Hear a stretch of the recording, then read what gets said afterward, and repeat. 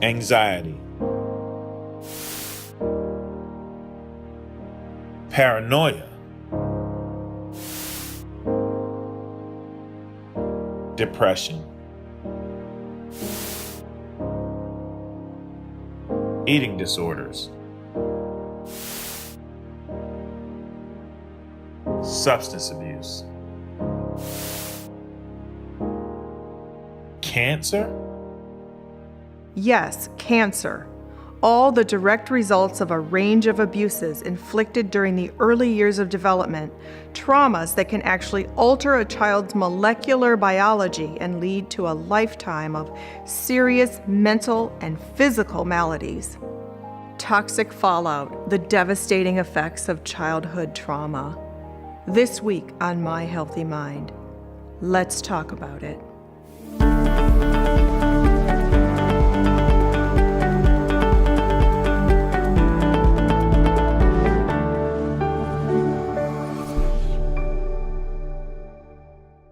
Welcome to My Healthy Mind. I'm Elizabeth Atkins.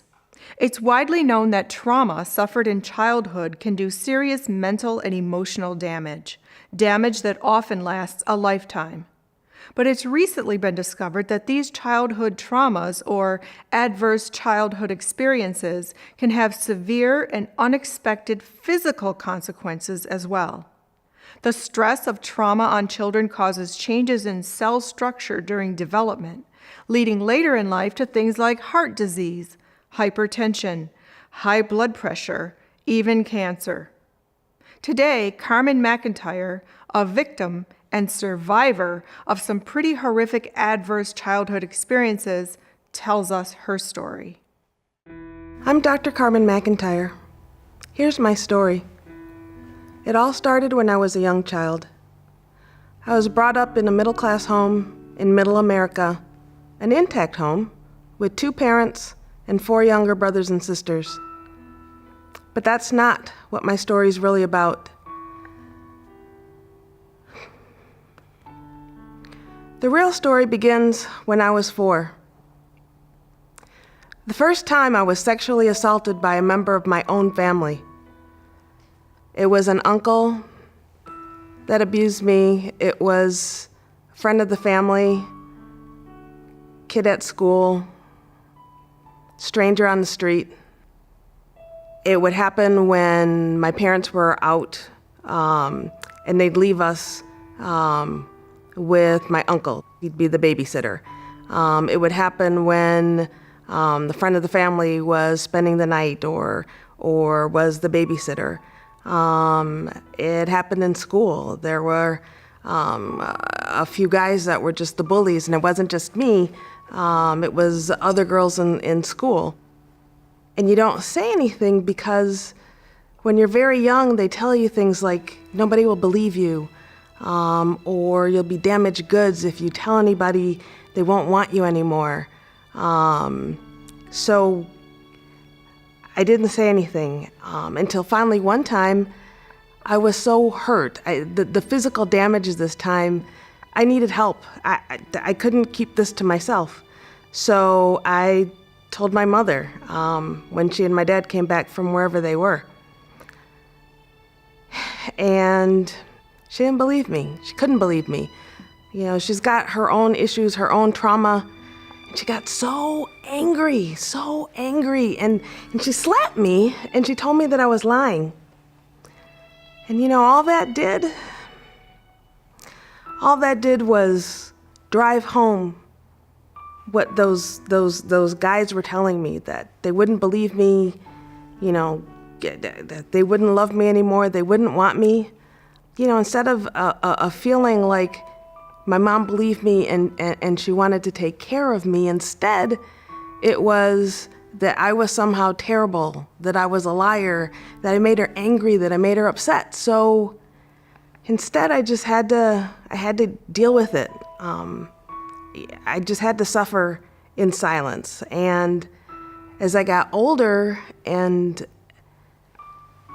as the situation came up where, and now it involved one of my sisters, then I felt like I now had to take care of my brothers and sisters. I had to start fighting this. I had to start sticking up for myself. And then the threats changed. Then the threats weren't so much they're not going to believe you anymore. The threats were, if you say anything,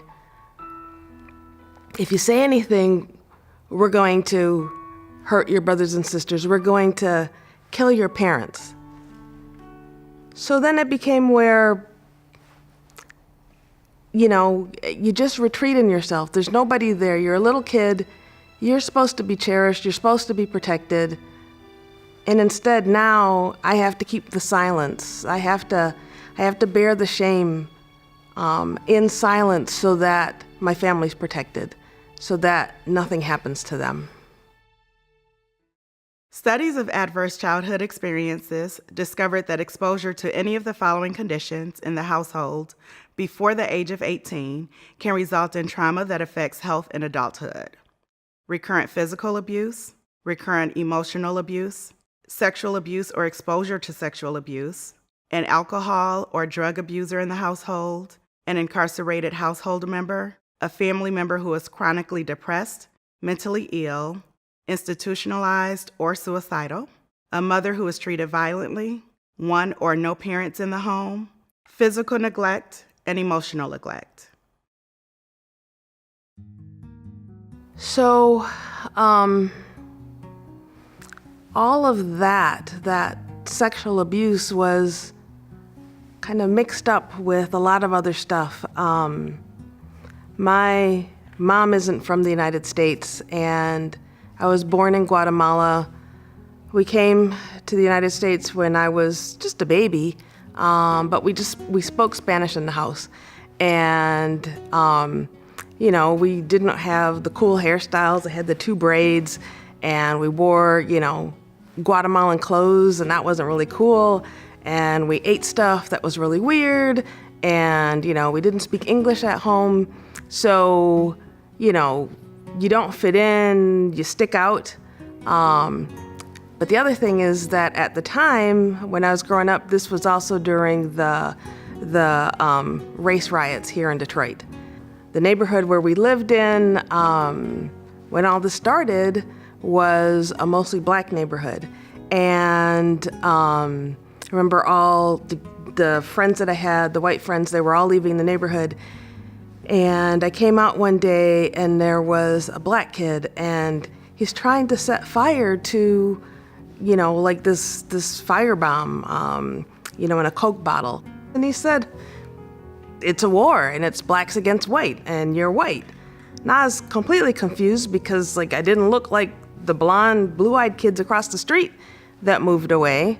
And it's like going to the corner store, and I had to go by this playground, and the black kids would throw rocks at me, and, bottles and the tops of cans, because we weren't black. But then we moved to a new neighborhood, and now we're in this all-white neighborhood, and I'm not white. So you moved us out of a black neighborhood where everyone was bullying me because I wasn't black into this white neighborhood where now people won't play with me and they're afraid of me because I'm not white. My father worked a lot. My mom just couldn't deal with this. So all I could do was try to be as perfect as possible so that my parents would love me and maybe they'd finally protect me from all these things that were happening. I was on my own. I learned that you can't trust anybody else. You can't depend on anybody else. It's just me, and I had to be there, and I had to protect my brothers and sisters. So I learned to protect myself by not telling, by keeping that secret, by being that perfect daughter, the straight A student, room perfectly clean, doing everything I was told. I thought I was protecting myself because that way I would be lovable and, folks would take care of me. I thought that by keeping those secrets that I was protecting my family against the threats. But here's the thing. I wasn't protecting myself at all because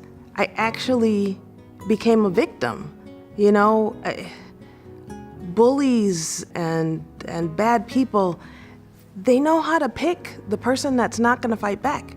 They know how to pick the person that's, just gonna suffer in silence.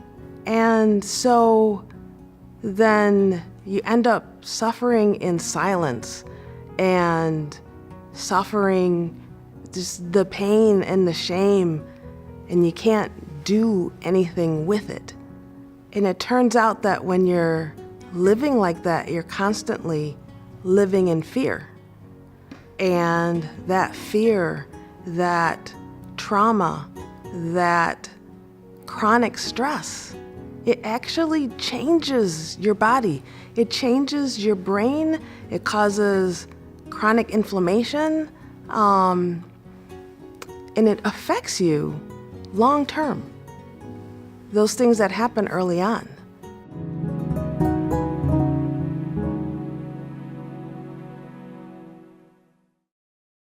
Stress, depression, and severe mental illness can happen to anyone. Team Wellness Center has been helping those struggling with these conditions in southeastern Michigan. They get a chance to know that somebody's on their team. We think nobody else feels the pain that we feel. We feel like I'm the only one.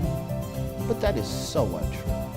Within 24 hours of reaching out to our team, members receive psychiatric evaluations and begin the necessary treatment for recovery. Working through my problems and seeing that I'm not the only one that has to cope has really brought me to a place where now it's okay to talk about it. Because if you keep stuff to yourself, you can't overcome. We all need one another. Team Wellness Center. You are not alone.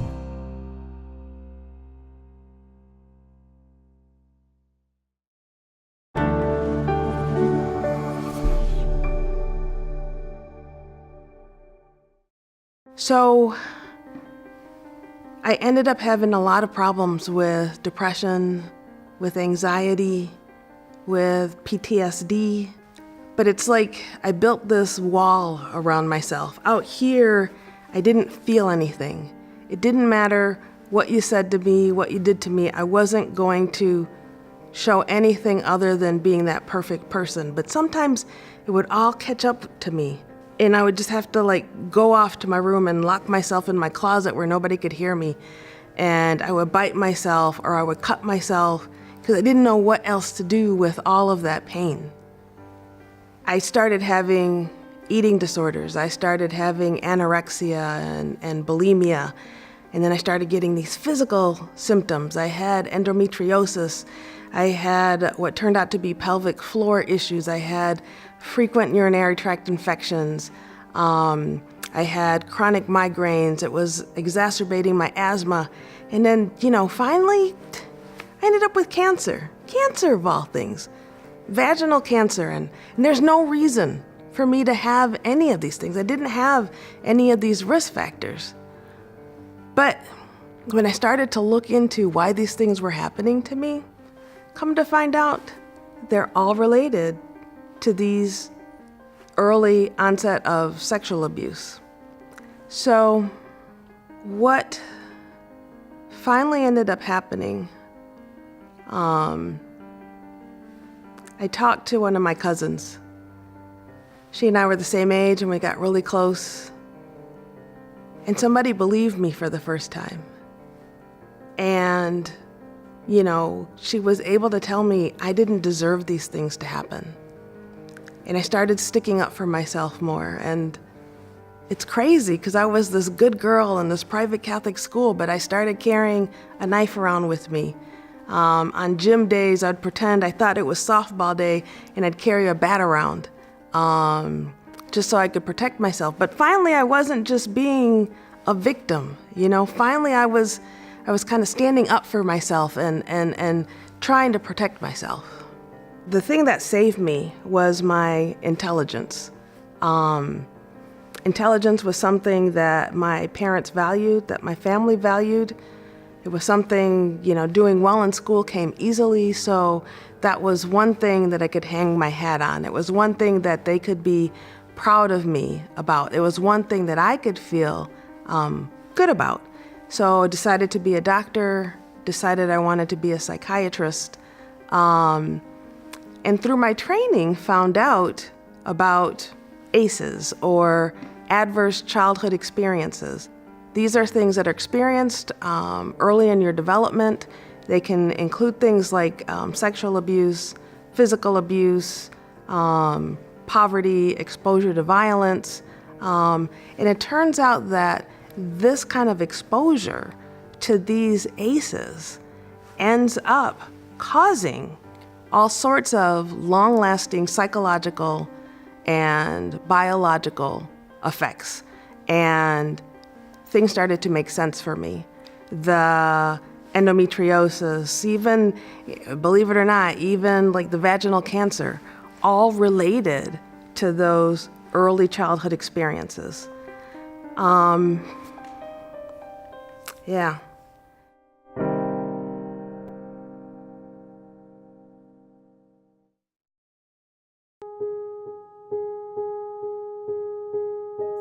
We really are about supporting families. We want parents to know and understand that they really do know what's best for their child. And at the Children's Center, we help them along that path of discovery.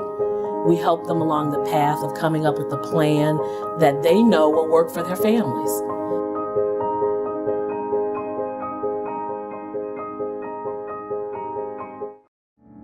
My job was causing me so much stress. I felt disconnected and frightened. I felt so isolated. I was beginning to feel trapped, depressed. I never expected that to happen to me. We think nobody else feels the pain that we feel, but that is so untrue. It's good to be able to talk about it. I was able to seek help. I found it from Team Wellness. It's a sense of freedom. Team Wellness Center.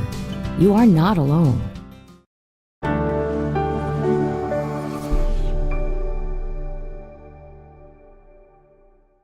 We can visualize the influences of adverse childhood experiences throughout one's life as a pyramid of consequences, with each layer building on the lower layers. First, the adverse childhood experiences make the base layer. These ACEs lead to disrupted neurodevelopment. The disrupted processes lead to social, emotional, and cognitive impairment, which often leads to adoption of health risk behaviors, such as substance abuse or other behavior disorders. Combined chronic stress and health risk behaviors induce numerous disease, disability, and social problems. Disease and disorders mount, limiting quality of life, and sadly, an early death results.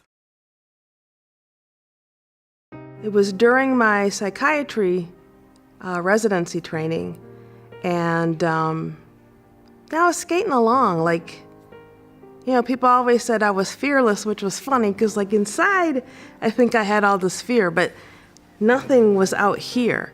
I was imperturbable. I was a great student, and I didn't get rattled, and I didn't get stressed. But then there was a nurse at the hospital where I was doing my training, and she got raped. And it just so happened that that incident for her, and she was living with me for a little while, came at the same time that I was getting trained on something called prolonged exposure, which is for victims of trauma. And they were doing the study on women who've been raped and using this therapy so that they didn't have these long-term problems, the depression, the PTSD, the eating disorders. So I went to talk to one of the professors about it. And she didn't spend a lot of time asking me how the nurse was. She actually asked how I was. And I thought maybe she was confused there. I said, no, it wasn't me. It was this friend of mine who's living with me. And she said, no, I got that. But it must be hard for you to deal with, because I could imagine the psychological stuff that she's going through would be difficult for you to deal with. And I said, funny you should mention that, because dealing with her stuff is reminding me of all the abuse that I went through. I never forgot it. It was never repressed. I just pushed it way in the back of my mind and chose not to deal with it, chose not to think about it. So I went and talked to some of the other doctors there, got a referral for therapy, and finally started kind of getting some help for me, kind of getting the help that I was giving to other people. It was an interesting experience, kind of going through therapy in training while I'm learning to do therapy with others. But it was a really gratifying experience because I wasn't just taking that book knowledge. I wasn't just taking that intelligence that had been my refuge. I could hide in books, I could hide in research and never have to feel anything. You know, I was learning and I was doing homework and tests and whatever. And now I'm in the situation where I'm feeling and I'm having more symptoms than I've ever had before, but was using that in my therapy to get better, to understand myself better, and then I can give back to my patients, not just as a trained psychiatrist, but as a person who's been there, who's lived what they've lived through and is going through recovery from that myself. You know, I think that it made me feel like there's a reason for everything that I went through, you know, that's my purpose, is to take what happened to me and now be able to, if not protect my patients, at least help them get through that trauma that they've gone through.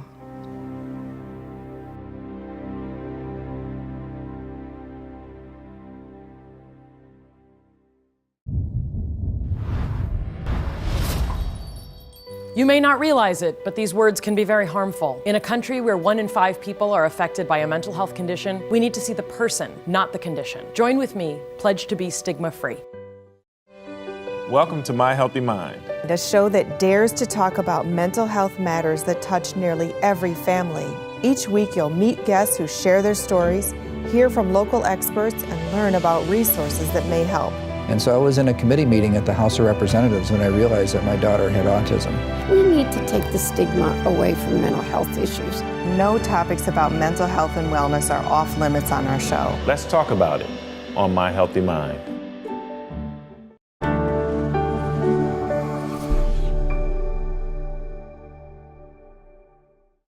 So I'm now able to take all that trauma that I went through, as well as my training, and able to now go advocate on behalf of people who are going through something similar.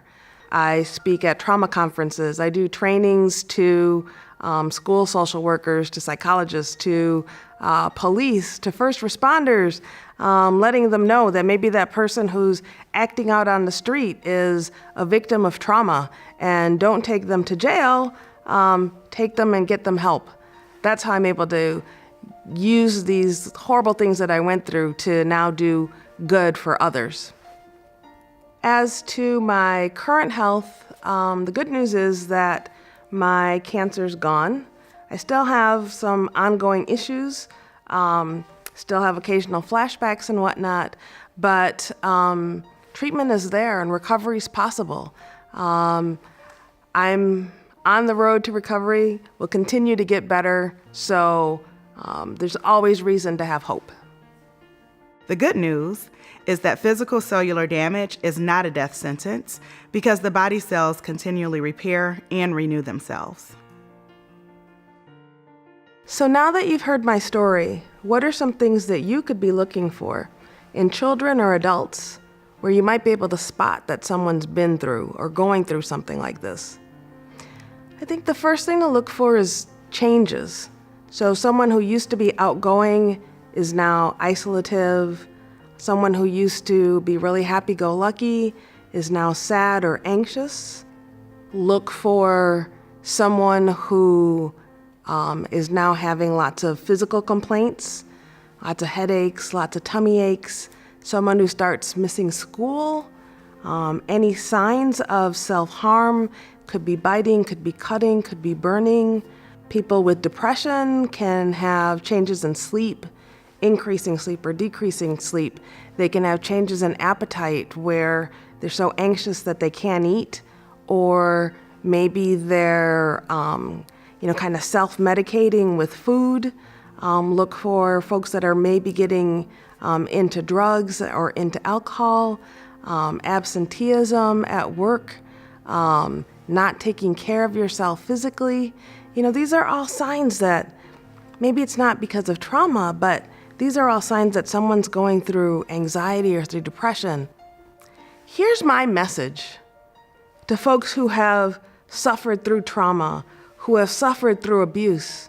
Whether you're a child or whether you're an adult, whether you're seeing it, whether you're experiencing it yourself, do not suffer these horrors in secrecy and silence. Don't go through what I went through. Talk to somebody. Get help. Ask somebody, what are you going through? What happened to you? Can I do something for you? Because you know what? These abuses, these traumatic experiences, they are not normal. They are not your fault. They are not because you're not worth loving and you're not worth protecting. Take care of yourself. Take care of the people around you.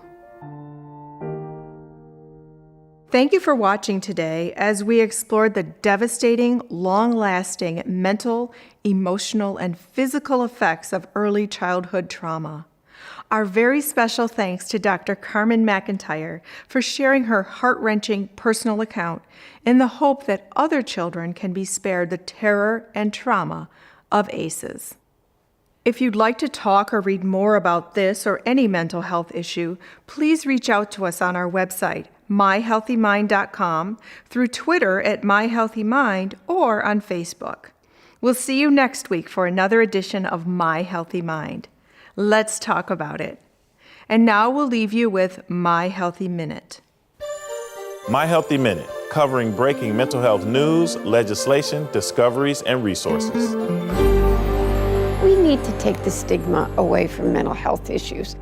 If you know somebody and you think you're seeing a lot of bruises on their body, you're seeing their moods have wild swings, you think that something's wrong, talk to them. Or talk to somebody who can help them. Every child should have the opportunity to live in a safe environment. When they don't, if we don't help them, it's a lifetime impact.